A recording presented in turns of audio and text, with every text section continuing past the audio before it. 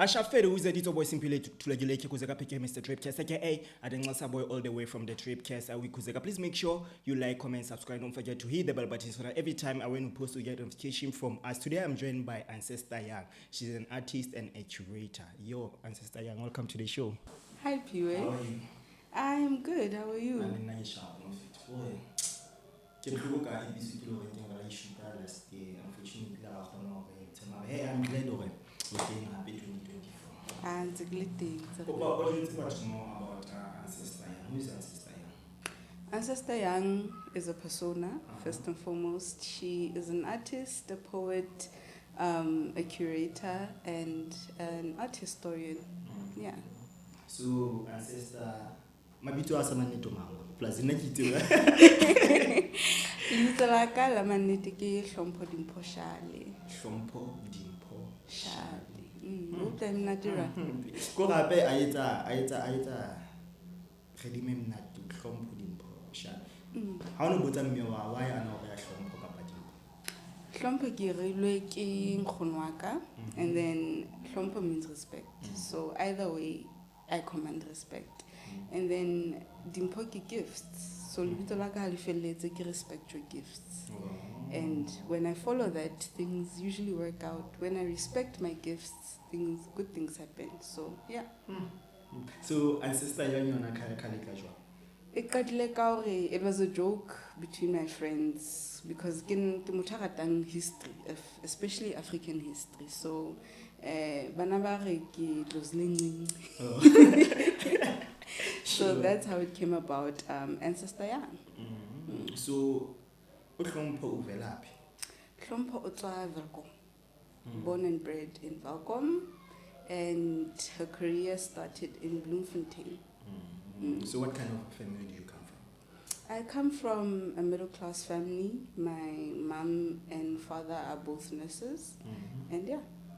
Why were you not sure about Bakato? You Honestly, Gimpo, you can't argue with a gift. Sometimes Mudimu fa until we hlokan, sing we batlang. So now umpile art. So that's what I run with. So how many siblings do you have? What? Siblings. Siblings. Yes. I have an older brother and a younger brother. My older brother is a mechanical engineer. My younger brother got matric last year. What kind of a relationship do you have with your younger brother? Plus, you last born in this school. Last one year, he said, "Na hasugudi." Sibla ni kena na linkele long feta. So. How so we hlokometse jwang to? Because ke nna motho a baleang fela ka di idea. Yena ke motho a re mapele o kona ha no re na o etsang. So that's my little brother. Lena is into art. He is into music. Marno unkile gap yenyana ya hore a sebetse and try to figure out where na o batlang bophelong ba hae. And I support that. Lena ke nkile gap year and then I chose art. Abdua yena o etsa? My older brother is an electric engineer. Ke motho a mtlakase. Lerato la art le qadile ke montse kae? Nna le montse kae? Yo. I was still in high school. Negele, even though you won't believe it, Negele student assessing says sitting detention every day. I always got into trouble for everything and nothing. And then I met a teacher by the name of Candice Kluter. Kena alaka bona my interest in art, and then she gave me lessons ka tension. And then I started drawing from high school. What in school? Primary school. Primary kilaka kena Welkom Prep, and then after Welkom Prep kakia Dunamis, and then after Dunamis bekia Welkom High. So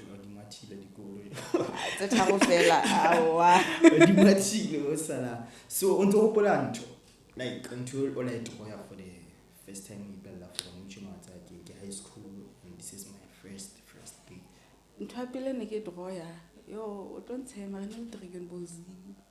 Goku.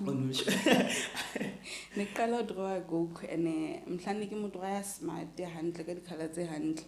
Because I was like, and then I started doing it more. I started loving it. And then I was like, what if I make a career out of this? And then kaki research about the art industry, and then became a tagayon. Now I'm here.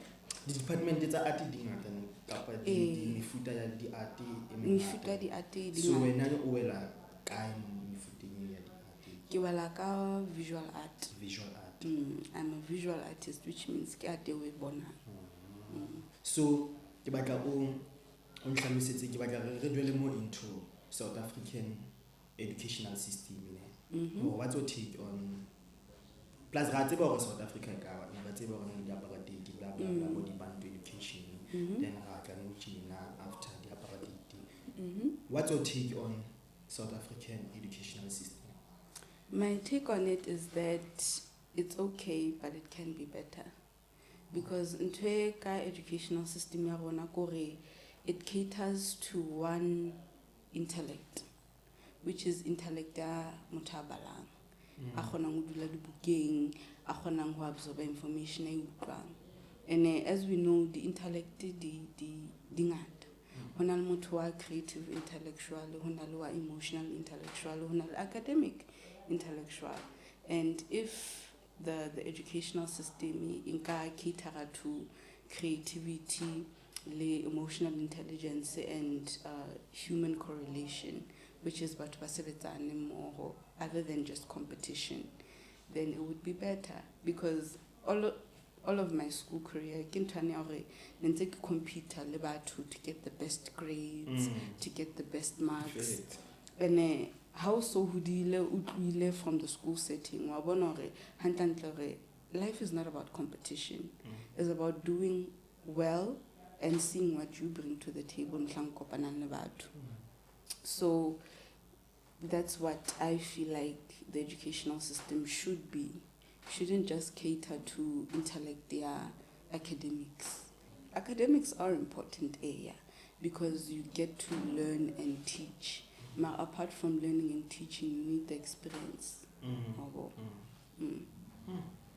So in terms of Oshapo kanto ona le the private sector le the public sector in our educational system. Thing is, we live in a society of capitalism, and capitalism means that if you can have the intellectual capacity and the funding to privatize something, you should. And most of the time, to the private, it's not a handler because they have more at stake than government. But at the same time, the government should strive to be better. And that's what I feel like below voter, because we're at the voting age. That's what you should look at. It shouldn't just be because the government handle. No, government still has its fault. Private sector still has its fault. But there should be an equalizer of them all. It could be better, it could be worse. Mari, we are good on both sides. Mari government ilaka on the good side. It could be better.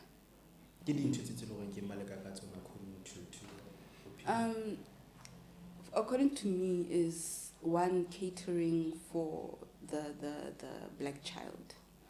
And by black, I don't mean me black. I mean the different types of blackness there is.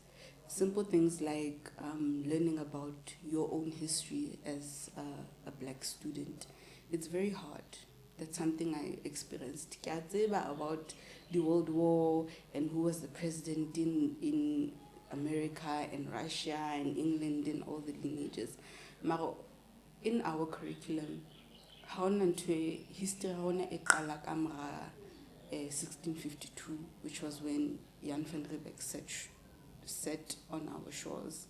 And I feel like that's a misrepresentation because it gives the mindset that African history started with European intervention. That's not true. Like I said, I love African history, so I went beyond 1652.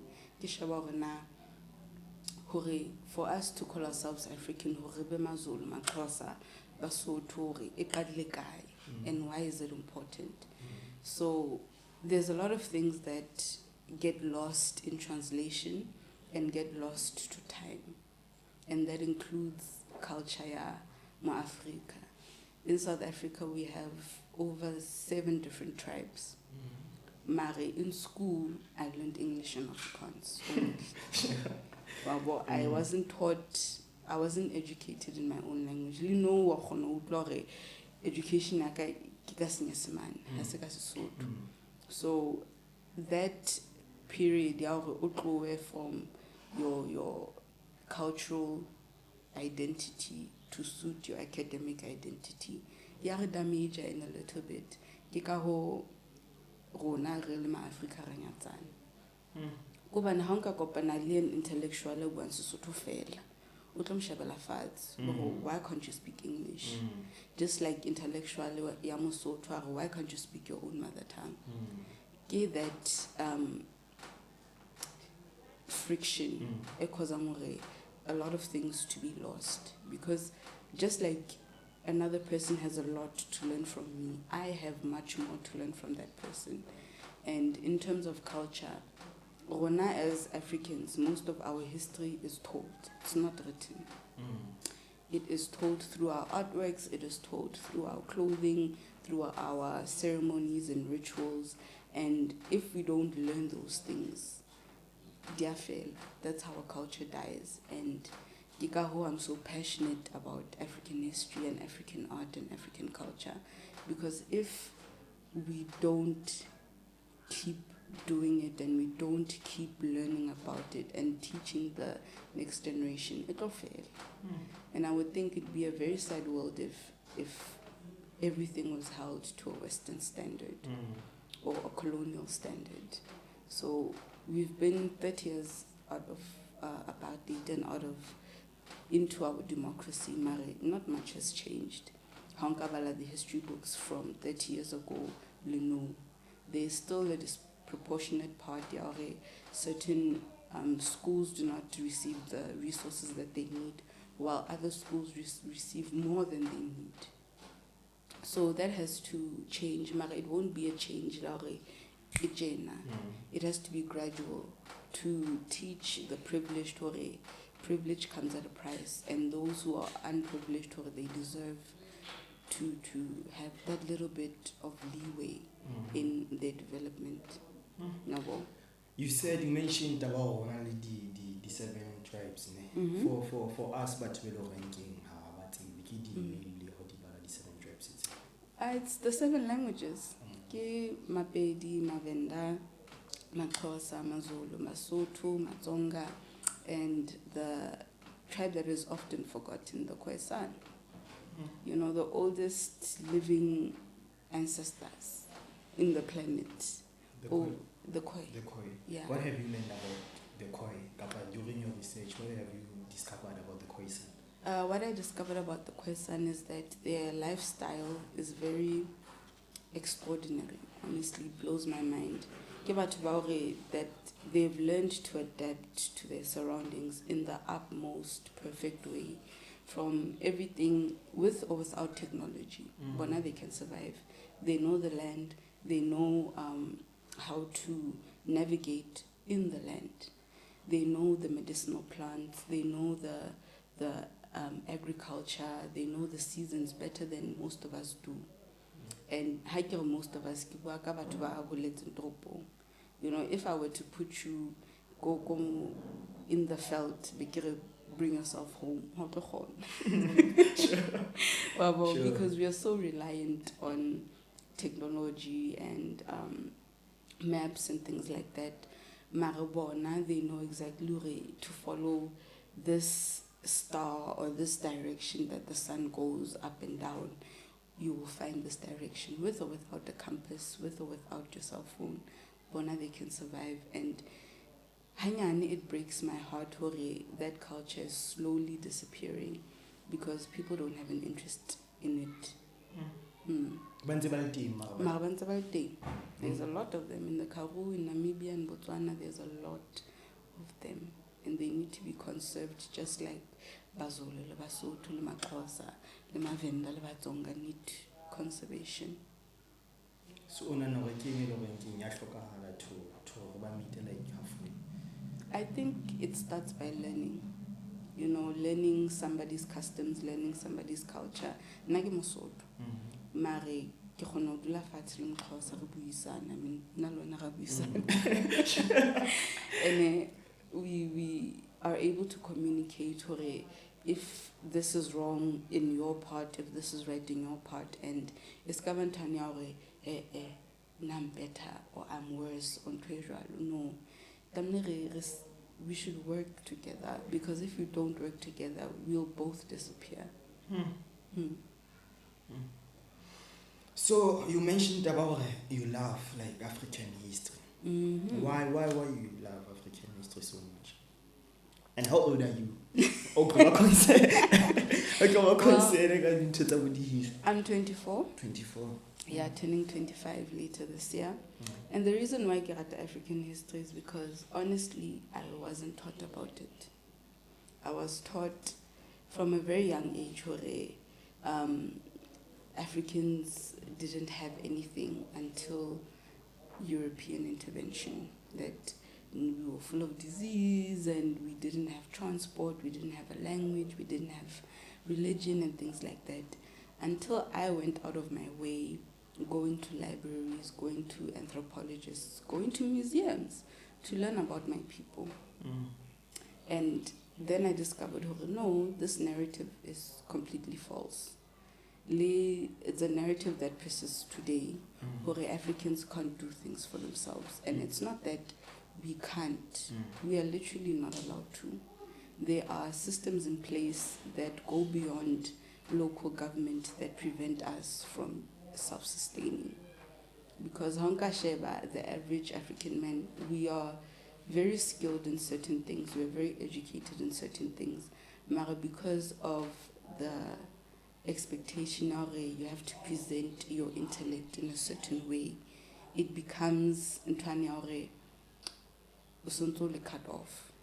Like I said, if I was sitting in a room with an African intellect that speaks their own language, that knows who they are culturally, le motho are educated in English, the person who's educated in English has a better chance of being heard and being communicated with better than motho a which is very sad, because a lot of things are lost that way. So how ntsobala neka African history interesting. I first found it interesting Africans did not go through something called a Bronze Age. Bronze Age is the Neolithic period where humans discovered how to create things from minerals. From what? From minerals, which is your gold, your copper, your aluminum, Africans didn't go through that period. We started developing things from gold and silver before copper because there was an abundance of that material. Lahape, one thing I also discovered is that we have our own written language. You know, there's a narrative that Africans didn't write before Europeans gave them a pen. And that's not true. You look at our beadwork, our patterns that we wear, you look at even our hair. You know, the way that pre-colonial times, the way that you would style your hair would show people I'm from this certain tribe. The patterns of the textiles that you would wear would show you that I'm of this age, I have this much wealth, I come from this type of family, and Totejalo. And also, I feel like we, even as Africans, hold ourselves to a standard that was not our own. You know, Europeans and other cultures have their own standards.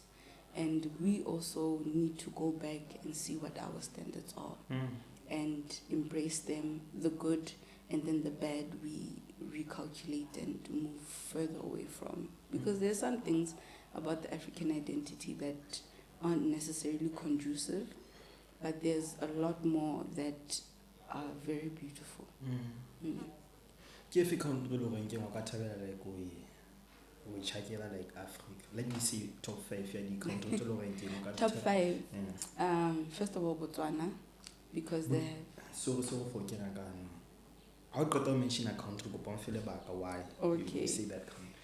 Okay, first of all, Botswana, because I find the Tswana tribe very interesting in terms of how they developed and they came about, and the fact that they are one of the fastest growing economies in the African continent, even faster than South Africa, even though South Africa is seen as the jewel of Africa. Mm-hmm. And then the second one is Nigeria, specifically Benin, because I read about the Kingdom of Benin and how it had so much treasure, it had so much development and wealth, and it was just all wiped out because of international relations and also an intertribal fight. You know, when you fight your brother, the whole household becomes bad. So that's what happened to Benin and Nigeria. The third one is Sudan. Even though Sudan is a war-torn country, the historical context there, that's where the kingdom of Kush was. When you learn about the Kushnites and the Egyptians and the Nubians, that's where that whole civilization started. You know, the Egyptians and the Nubians were once one people, and then over thousands of years they separated and become two different identities. Really? Conflict. It's always conflict. And afterwards you have the Egyptian pyramids and all of the beautiful things that they did. But you also have the Kemite pyramids and the beautiful things that they did. And specifically the one place I'd love to visit is the palace of Anita Khan, which is the warrior queen, the one who fought the Romans with one eye. Yeah. And then the third one is obviously Egypt, because, you know, it's Egypt, you know, Tutankhamun, treasure, Hatshepsut, Nefertiti, and all of that. And then the fourth one is Mali. Mali for me is very special because it is the oldest institutional or academic institution on the planet. They have a university called Timbuktu. Timbuktu? Yeah, Timbuktu. And Timbuktu is the oldest university on the planet, which means the oldest educational place where you could get an education formally was in Mali. And if you know the history of Mali, that's where Mansa Musa was born, the richest man who ever lived. So rich that he collapsed the Roman economy when he went to visit because he threw out gold. Mansa Musa. And then lastly is Morocco, because I love the architecture. I love the food, how they prepare food, and just the culture. But I also have a sixth one, which is Ethiopia, the only country in Africa that was never colonized and has different time zones or the way that they tell time than us, because they don't follow the Gregorian calendar. They follow the calendar that they always have. And the fact that the language that they speak is historically the language of the Christian deity, which is Jesus Christ. So the oldest Bible without any interference, Ethiopia. And you also learn about, you know, your Haile Selassie and his battle strategies against nations who wanted to invade but failed. Yeah. How do I know the reason why Ethiopia is so good is because of I thought it colonized and Bahitlo by into different from African countries. Even the countries that were colonized, we are no better than Ethiopia. We still have our own internal wars. Look at the wars that's happening in KZN. And then you compare it to, even though it's not as bad and the devastation is not as bad, we are still no different. Because we as Africans have not yet learned in order for us to prosper in the way that we want to prosper, we have to work together. That's why in 29 and honestly discussing xenophobia, because if somebody, an African from another part of Africa, comes to you and you feel as if they are a threat, why? It doesn't make any sense. Just like Lorona, South Africa, even our grandparents still have that sentiment. He's like this, what. Kapa, he's like this, what. And honestly, because we are so hell-bent on looking at our differences that we don't see those small differences. They overcome the similarities of it. The whole of Africa is overexploited. Our resources are being plundered. The same way oil is being taken from Nigeria is the same way diamonds and gold have been taken from South Africa. But yet we want to fight. If only a minister of king. Public relations. Why public? Maria. Why public relations? Because I feel like we need to relearn how to talk to each other. You know, as a whole, we need to relearn why this person is important to us right now, and why their kids need to learn to work together more. So will you say the Africans like first communication, second like information or knowledge? I think it's a combination of all, because somewhere, somehow, we are all misinformed about each other. I'm going back to the point of xenophobia, where we are misinformed on how a certain group of people are and their own moral compass and their own culture. And one thing about human beings, what we don't know, and with fear comes conflict. So once we know, the fear dissipates, and so does the conflict. Ochumba to abakadula into information, knowledge, communication. Because I know Buplombaka, I have friends who are not from South Africa but are Africans as well. And I can eat with them, I can chill with them, I can throw parties with them, and when you're from this place or that place, so I'm better. Or when you come from a privileged place, so you're better. As our generation, it's our duty divide. Because there's a lot more things that unite us than divide us. I have a friend who is from Congo.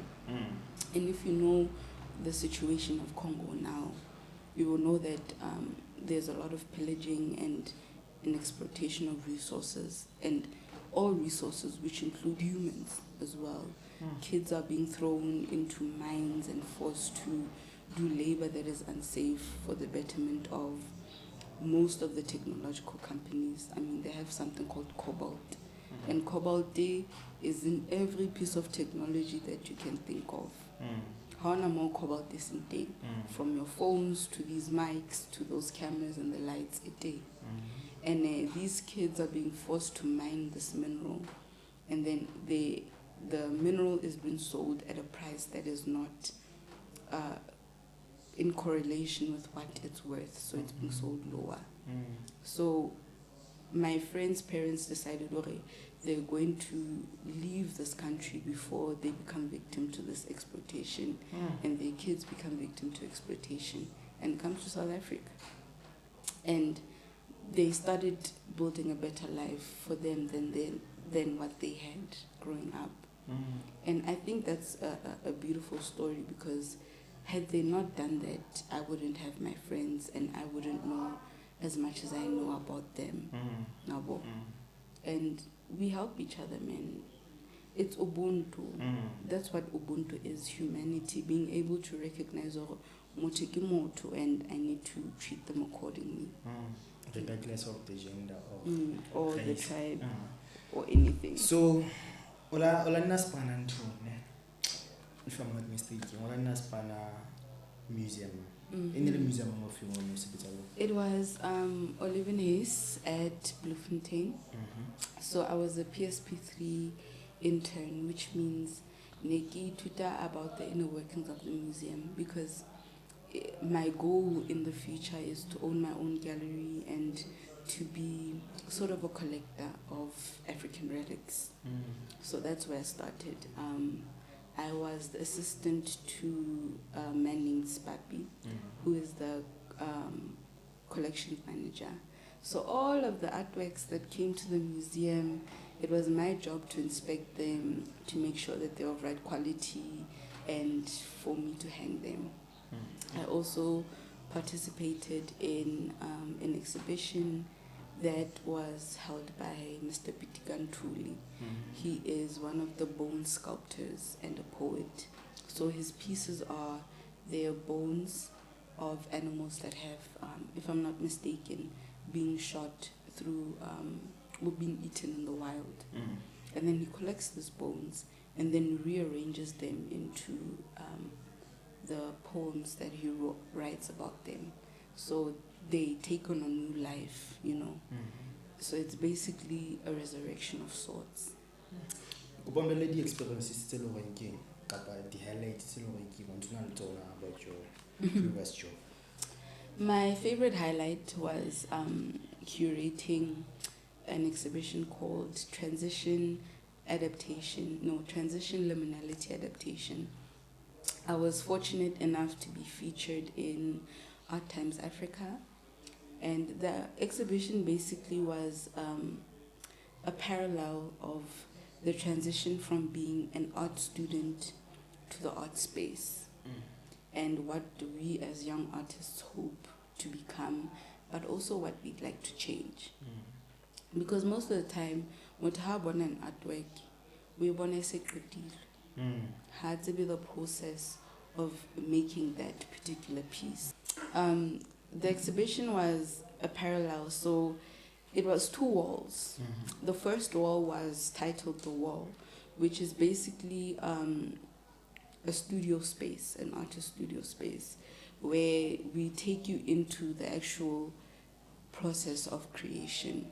The artworks that we like, the artworks that we don't like, the ones that are finished, and a secret ka the artist, the artwork is doing, it's on it doing fats. Just like doing, it's on it so that it's a mental thing. When something is on the floor, for us, it's for me, I don't know about other artists, but for me, it's when it's done. And the only time it's going back up again is when it is displayed or bought by a client. But when you're busy with something, it's on the wall. No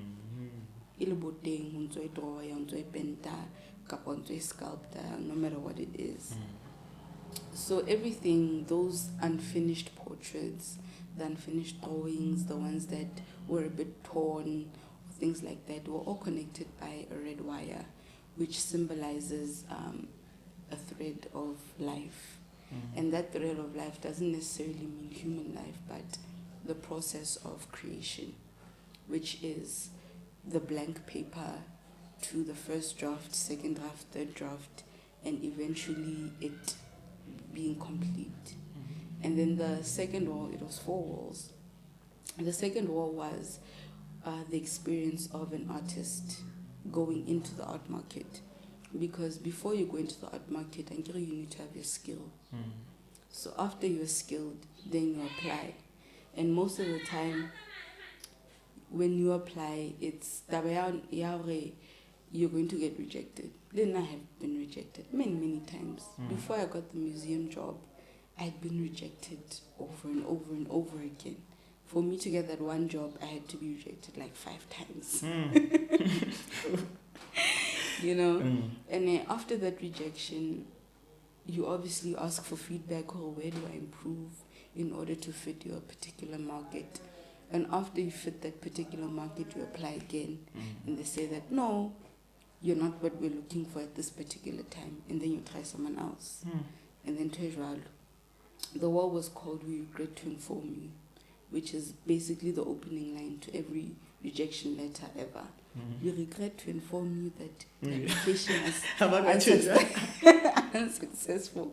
Whether it's school, whether it's jobs, whether it's clients, whether it's galleries or museums, as an artist, you will face rejection. It's inevitable. When it's your job to power through that rejection and try to look for your particular niche. Because not everyone, you don't need everyone to like what you do, but you have to have people who like what you do genuinely, so that you don't force anything. It's like content online. Not everyone likes the same thing, and you will find your particular market. You just have to work hard enough to reach them. And that's what happened to me. I am not entertaining artist, I might say. A lot of my artworks are very deep and meaningful. And what I've noticed that in this market, a lot of people like pretty things. They don't like things that force them to think deeply. And now I thought that because I was doing that I wasn't worthy of being an artist, until I found my niche, which is at the museum. Because people come to the museum, they look at an artwork and they ask you, what does this mean? The historical context, the technique, why is it the way that it is? And that's where I found my niche. So after the rejection, it's the prosperity season, which is your artworks finally get to hang up on the wall. They get to be up to standard to what is expected of you. And that's what the whole exhibition was about. The transition from being a student artist to the liminal space of having to figure out your rejection and what you're going to do about it, to the adaptation to your particular market. Hence it's called transition, liminality, adaptation. What kind of relationship do you have with my coolest friend? Honestly, we are intellectual friends. He's one person that, one thing I admire about him is that he's not afraid to teach. A lot of the young artists that are coming up, they go to him for advice, including myself. But now I didn't meet him until I met Nandipa and Anchiz. I met him through Nandipa. And that's how we met. I didn't even know Khuzeka until I saw him at the art center. Oh, Udulahi. Sure. He was like, yeah. The first time I'd met him was at an exhibition called Crossing Paths, where Nandipa, Sanki, and Sai Otsiamo was exhibiting. And I did a little freestyle poem at the end of the night, upon request, by the way. And then that's how we met. And then as time went on, we had a very good working relationship, because certain things I can't teach people, but he can. So I would normally just refer him, hey, Mona, there's somebody interested in learning art. And I got and again, what have practical, practically, and then the intellectually we'll work on it later. And then I also met Coolest Venda is actually two people. It is Skunk and there is Beans. Beans is a very free artist, even though he wouldn't say that. But he's someone who's very free with his pen and his paint. Somebody who still has that childlike wonder about the world, but in a mature way. Yes, I'm grown and I've seen that the world can be bad, but I can still make beautiful paintings that everyone can relate to. So those are the two members of Coolest Venda. From Nandipa, one nete, my relationship with Nandipa is one that I treasure a lot. When I was still in high school, I didn't know what to do with my life. And I actually messaged her on Facebook, I'd like to study art, but I don't know where to start because I didn't do art in school. And then afterwards, no man, I go to this institution, which is Motel, which is where I come from, and do your N6. Afterwards, do your internship. After your internship, go apply to my institution, which is CUT, and then further your studies. And then, yeah, that was it. She guided me through the application process, and she told me how to go about it. And the first time we met personally was, there was a talk that this very famous artist, Merisi Bande, was hosting. And I went to it, and that's where we met. And we started becoming really good friends, and that's history. Now she's this gorgeous, amazing, beautiful creature of art that is just so unstoppable, and I admire her a lot because she's not only helped me, but she also helps other artists. And I think that's why yena leskanka basebetsa, because I'm at a certain point of my career, so I'm an artist, this person asks for advice, I'm going to help them the best I can. And she's like that with everyone that asks her. She doesn't gatekeep knowledge. So afterwards, I applied, I got into the school, fortunately, because I wouldn't say I'm a gifted artist. I say that I'm a skilled artist because I wasn't born with the ability to draw or paint or sculpt. It's something that I had to teach myself and be taught as well. So, yeah. What's your take on South African politics? Yeah. Hi.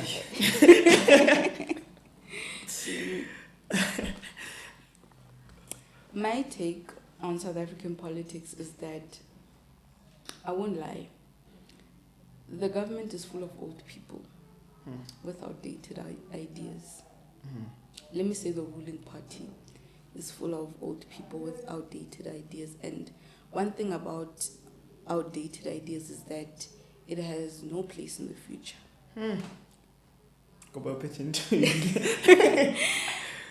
Our politics is full of outdated ideas, and the one thing about outdated ideas is that it has no place in the future. And with that being said, I feel like government would benefit a lot from the perspective of people on the ground, not just nepotism. Because it's very easy to get along with somebody that you agree with. But to get along with somebody that you don't agree with and grow from that shows a way of courage. Our leaders have done good things, but have also done bad things. But the bad always seems to outshine the good because there's more bad than good. For instance, Tabaya load shedding. Tabaya load shedding is based on the fact that there's always people stealing from the government, or the government stealing from the people. And when that happens, it means that resources aren't distributed the way that they should be. And it's fine if you want to eat alone, but in order for anything to grow, you can't just water one part of the garden and expect the whole field to grow.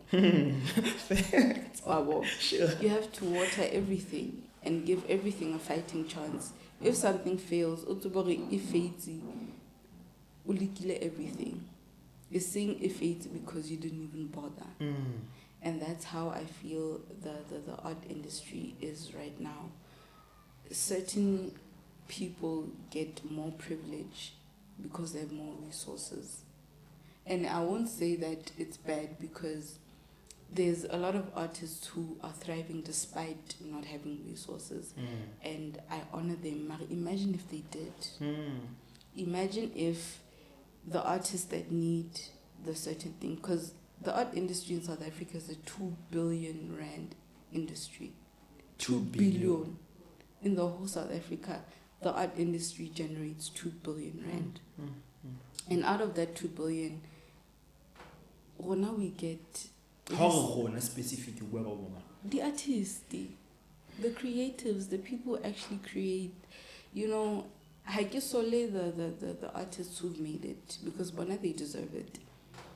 I'm just very hurt by the fact that in order for them to get to where they got to, it was harder than it should have been.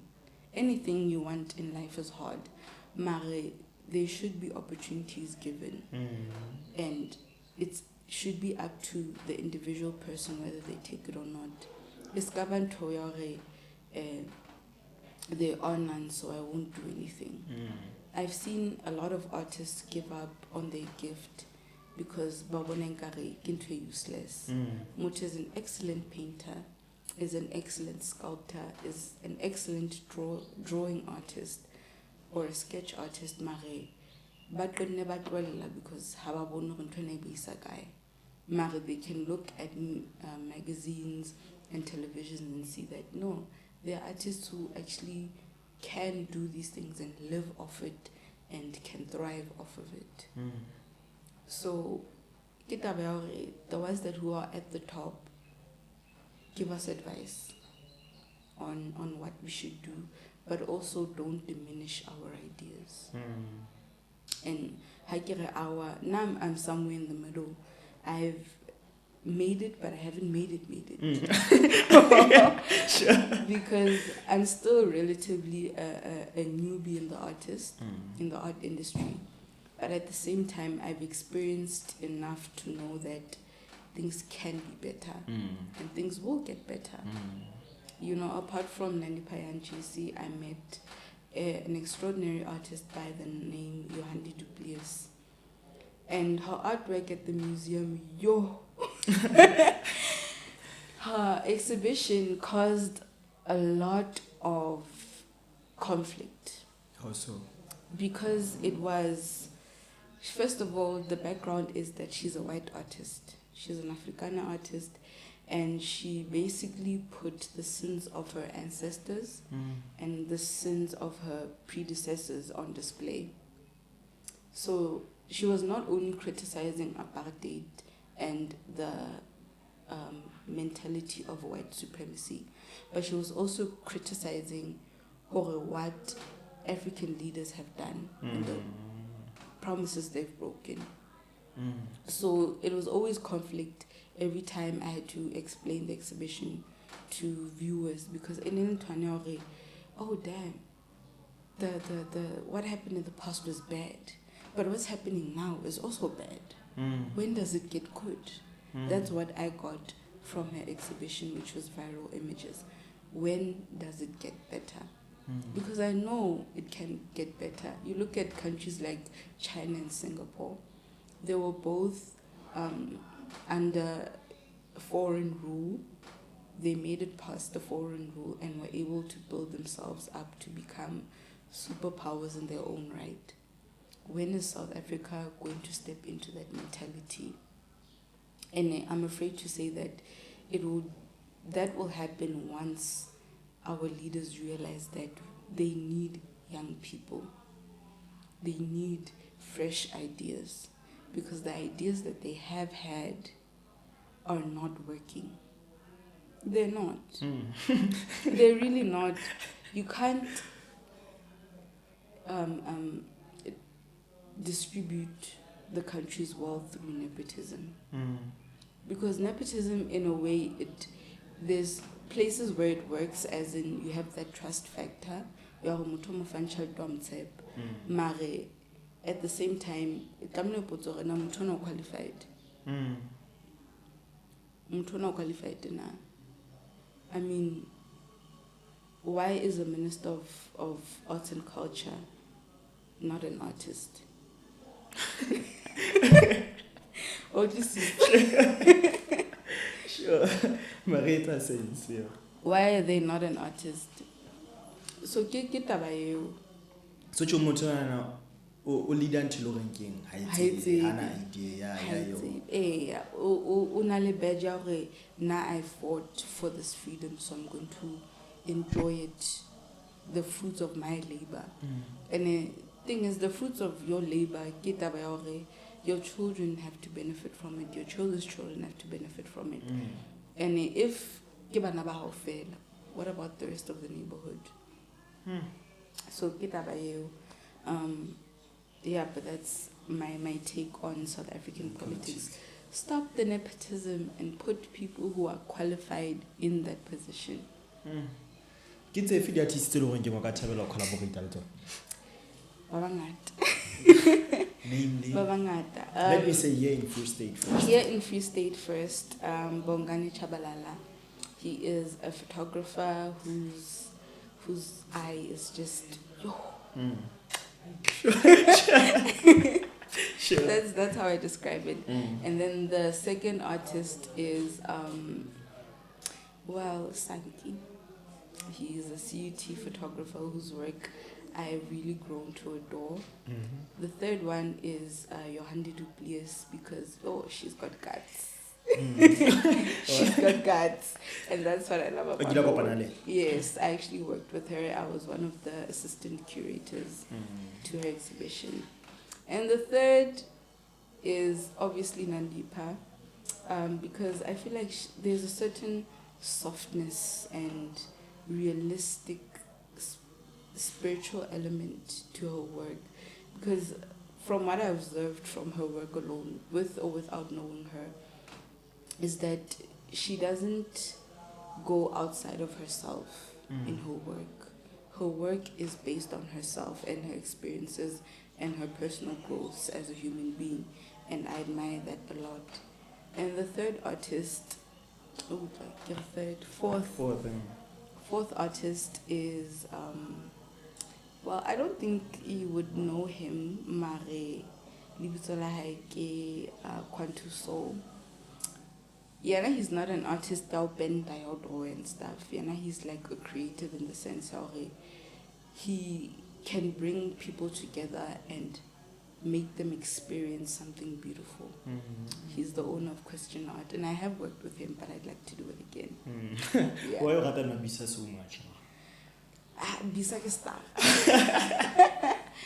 Bisa ke star, and she's so genuine and so humble. She's one of the few influencers I've met personally who didn't make me feel like I'm in a lower class than her.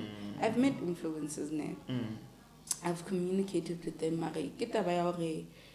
They make their online persona their everything. Just like Lina can separate Ancestor Young from Hlompo.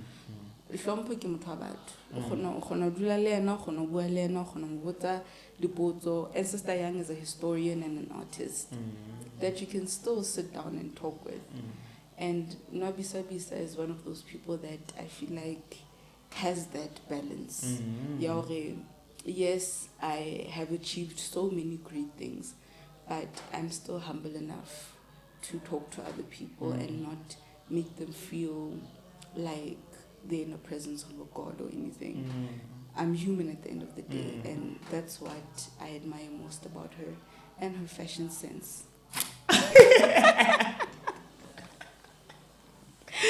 Her fashion sense. She should style me. Once I get this art money, Bisa's gonna be dressing me. Yeah. So ke batla re before re tlo kwala sentse re tlo kwala ne. Ke dintho tse le goreng ke o ka rata like your younger sibling o gopola ka tsona. Ke batla gore a ngopela as somebody who's passionate, somebody who is hardworking, and somebody who is themselves. Because I feel like with the social media age, we get to a point where they become their online persona, they become the person that they portray themselves to be and forget who they are. Because like I said, Ancestor Young is a persona. It was a ling is a persona. The persona is that is an intellectual who is gifted in art. That's the persona. But the person is somebody who's just trying to figure out this life thing and doing the best that they can with what they have. So that's what I want my little brother to see in me as an older sibling. What's your favorite? Like, artilo when you want to know it, or but this one, it's my favorite. My favorite art piece that I've created is a piece called Gold Digger. Gold Digger. Gold Digger. Tell me about Gold Digger. So Gold Digger is essentially the goddess Venus that I painted in my own image. Quite literally, I stared myself in the mirror and I painted myself in that stance. And it comes from the fact that I'm from Valkom, and we have actual gold diggers, as in miners, who go into the mine and work very hard to get what they have. But it's also a mentality of women are seen as gold diggers, that we don't want to work for resources, but we like to have them handed to them. And I feel like it's a misplacement of judgment, because hoba a gold digger either way needs hard work, and you shouldn't classify someone as one thing when you don't know them entirely. People judge people. I understand that. It's something that is unavoidable. How you present yourself is how people receive you. Mare, that shouldn't mean that it's their whole conclusion of you. They know you from what they've seen, but they don't know you from how they experience you. So that's what Gold Digger is for me. It's the difference between, or the friction of perception and experience. And that's why Gold Digger is my favorite. So what can we expect from you in 2024? More art, hopefully music. Yeah, hopefully music. I'm working on that, but mostly I'm just trying to grow personally. I'm trying to grow myself as an artist, figure out where I fit in, where my niche is, because I've worked with a lot of successful artists and they've guided me to this point. And like I said, I've been working in the art industry for 4 years. So since I was 19, or 5 years now, since I was 19, I've been working in the art industry. And now I'm at the point where I've proven my skill. Now I have to prove my intellect to those who want to experience it. I no longer chase after the likes or the recognition. I chase after what I feel like is worthy to me, because you can, as an artist, feel like you're worthy, but